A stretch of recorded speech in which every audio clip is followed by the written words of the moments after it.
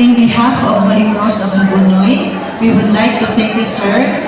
Most especially to our Governor Cagas. Let us give her a round of applause. Also to Dr. Padin, Ma'am Roxanne, and all the organizers, the team, medical team from the province. Thank you so much for coming. Let us give them a thunderous clap. We are so happy, sir. The parents are still coming. I have heard that they will come after mga 9 o'clock pa. So sir, salamat, daghan jud kay salamat na po ako pasalamat kaninyo sa inyong pag-anhi karon o pag magmugna og nahitabo na jud nga anak na mo karon diri. Daghan kay salamat sa inyong pangatag og panahon. Nakita namo nga grabe kay kaayo ang Ginoo sa amuha. Pinaagi sa inyo, sir.